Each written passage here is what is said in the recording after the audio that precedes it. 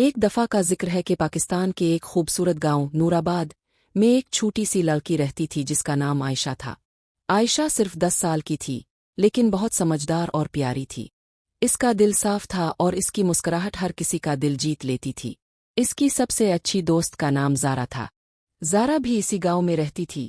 دونوں کی عمر ایک جیسی تھی اور دونوں ایک ہی اسکول میں پڑھتی تھیں۔ عائشہ اور زارا ہر وقت ساتھ رہتی تھیں۔ صبح اسکول جاتیں، دوپہر میں مل کر کام کرتیں اور شام کو باغ میں کھیلتی تھیں۔ لیکن ان کا سب سے پسندیدہ وقت رات کا ہوتا تھا، جب دونوں مل کر آسمان کے نیچے بیٹھ کر چاند دیکھتی تھیں۔ ایک رات دونوں دوستوں نے فیصلہ کیا کہ وہ پرانے برگد کے درخت کے نیچے مل کر چاندنی رات کا لطف اٹھائے گی۔ عائشہ اپنی چادر لے کر آئی اور زارا اپنے ساتھ ایک تھیلا لے آئی جس میں 2 چاکلیٹ اور کچھ مٹھائیاں تھیں۔ دونوں نے درخت کے نیچے چادر بچھائی اور لیٹ کر آسمان کی طرف دیکھا۔ زارا دیکھو، چاند کتنا روشن ہے، جیسے ہمارے خواب، عائشہ نے کہا۔ ہاں، اور چاند کی روشنی جیسے ہماری دوستی کبھی کم نہیں ہوتی، زارا نے مسکراتے ہوئے جواب دیا۔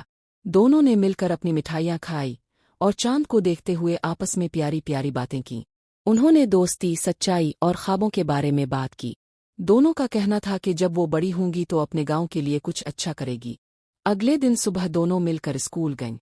اسکول جاتے ہوئے دونوں نے ایک دکان سے چاکلیٹ لی اور مل کر اسکول کے راستے میں باندھ لی۔ اسکول میں دونوں نے محنت سے تعلیم حاصل کی۔ جب دوسرے بچے تنگ کرتے یا جھوٹ بولتے تو عائشہ اور زارا ہمیشہ سچ بولتی اور ایمانداری کا سبق دیتی تھیں۔ ایک دن اسکول میں ایک سبق تھا، دوستی کا مطلب۔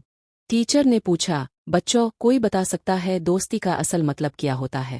عائشہ اٹھ کر بولی، مس، دوستی کا مطلب ہوتا ہے ایک دوسرے کا ساتھ دینا، سچ بولنا اور مشکل وقت میں ایک دوسرے کے ساتھ کھڑے رہنا۔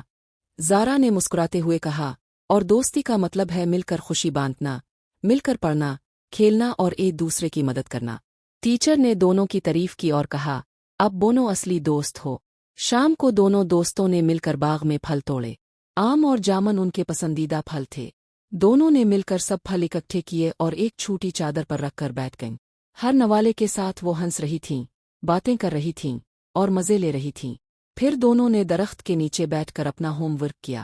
عائشہ میتھس میں اچھی تھی تو اس نے زارا کی مدد کی۔ زارا اردو میں اچھی تھی تو اس نے عائشہ کو مشکل الفاظ سمجھائے۔ دونوں نے مل کر ہر سبق آسانی سے سمجھ لیا۔ جب تک اندھیرا گہرا ہونے لگا، دونوں نے اپنے چہروں پر سکون محسوس کیا۔ چاند پھر سے آسمان میں چمک رہا تھا۔ دونوں نے آسمان کی طرف دیکھا اور ایک جیسی دعا کی، اللہ ہمیشہ ہماری دوستی قائم رکھنا اور ہمیں اچھا انسان بنانا۔ گاؤں کے لوگ بھی ان دونوں دوستوں سے محبت کرتے تھے کیونکہ یہ دونوں سب کے لیے مثال تھیں۔ نہ کبھی کسی سے لڑے، نہ کبھی جھوٹ بولا اور ہر وقت ایک دوسرے کا ساتھ دیا۔ وقت گزرتا گیا لیکن عائشہ اور زارا کی دوستی مزید گہری ہوتی گئی۔ ان کا ہر دن ایک نئی کہانی بن گیا۔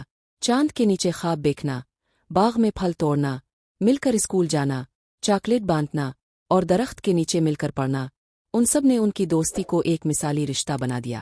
اس کہانی کا پیغام یہ ہے کہ اصل دوستی وہ ہوتی ہے جو سچائی، ایمانداری اور پیار پر مبنی ہو۔ دوستی میں ایک دوسرے کی مدد اور تعلیم کی اہمیت کو سمجھنا بہت ضروری ہے۔